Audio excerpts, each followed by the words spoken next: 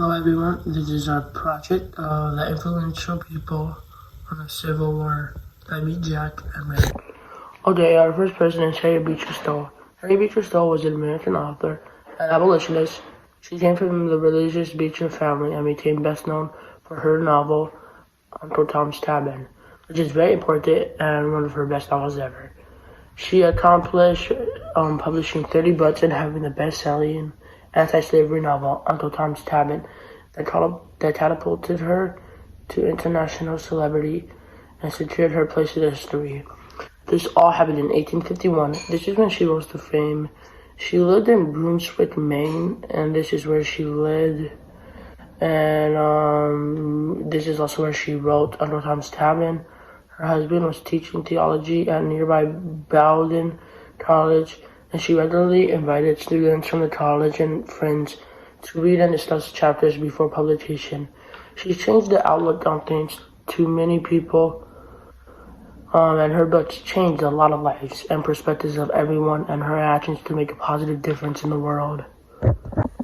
Our second person is John Wilkes Booth. He was an American stage actor who assassinated the United States President Abraham Lincoln. John Wilkes Booth's accomplishment was murdering the president. This all happened April 14, 1865. The killing was in Ford's Theater. Despite his success as an actor on the national stage, John Wilkes Booth will forever be known as the man who assassinated President Abraham Lincoln. Booth, a native of Maryland, was a fierce Confederate sympathizer during the Civil War. Our third person is Harriet Tubman. Harriet Tubman was a escaped enslaved woman who became a conductor on the Underground Railroad. Harriet Tubman is credited with conducting upward of 300 enslaved people along the Underground Railroad. From the American South to Canada, she showed courage, cleverness, persistence, and iron discipline. In 1849 is when Harriet Tubman escaped. In Philadelphia is where she and the enslaved slaves escaped.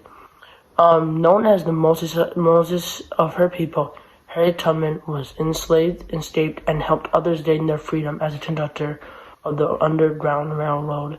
Tubman also served as a scout, spy, guerrilla soldier, and a nurse for the Union Army during the Civil War. The fourth person is William Lloyd Garrison.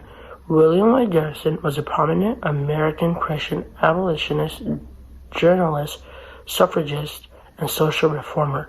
William Lloyd Garrison was an untiring reformer who worked for women's rights to vote, civil rights, but he is best known for his fierce opposition to slavery. He led the moral crusade for abolition of slavery in the United States.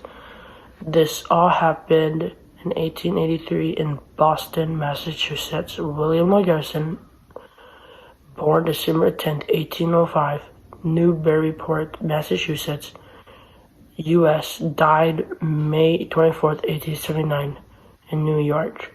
American journalistic crusader who published the newspaper The Liberator from 1831 to 1865 and helped the successful abolitionist campaign against slavery in the United States is how he became important in American history.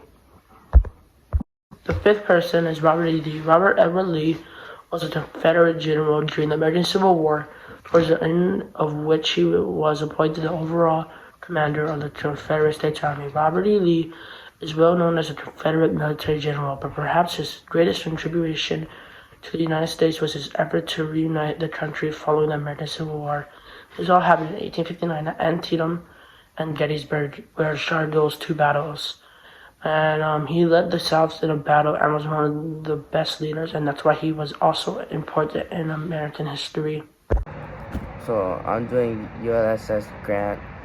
He was an American military officer and a politician who served as the 18th president of the United States from 1869 to 1877, and in the year 1865, as commanding general, Grant led the Union armies to victory over the Confederacy in the American Civil War, and it all took place in 1869 to 1877, and where it took place, or where it was in Washington, D.C., White House.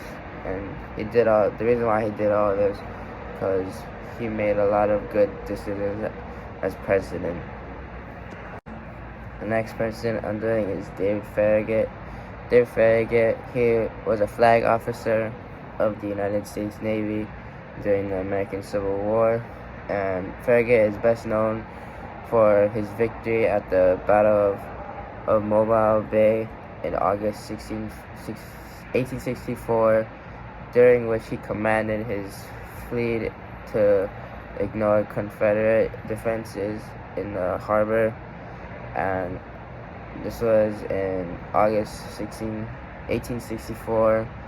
It was in the city of New Orleans, and the reason why he was like important was because it was important because of his victorious battle of the Mobile Bay. So the next person is Jefferson Davis. Jefferson F. Davis was an American politician who served as the president of the Confederate State from 1861 to 1865. And David, he enlarged the army, strengthened coastal defenses, and directed 3 surveys for railroads to the Pacific. And so then June 1862, and he lived in Kentucky. And the reason why Jefferson did all this was because Jefferson Davis was the first and only president of the Confederate States of America, was a Southern planter, Democratic politician, and hero of the Mexican-American War, who represents Mississippi in the U.S. House of Representatives and Senate. So the next person, Jeb Stuart. So Jeb Stuart's full name is James Ewell Brown Jeb Stuart, and he was a United States Army officer from Virginia who became a Confederate States Army general during the American Civil War. And what he did was he intercepted Union battle plans that helped clinch Confederate victory and the Battle of Fredericksburg. And when this was around 1862 when he accomplished things. War was at the Battle of Fredericksburg. The reason why was because Stuart became one of the Confederacy's most prominent figure after he led his cavalry corps or 2 successful circumgations of the Union Army of the Potomac in 1862. Okay, so Stonewall Jackson, last guy. So his name is Thomas Jonathan Stonewall Jackson, and he was a Confederate general during the American Civil War, and he became one of the best known Confederate commanders after Robert E. Lee, legend.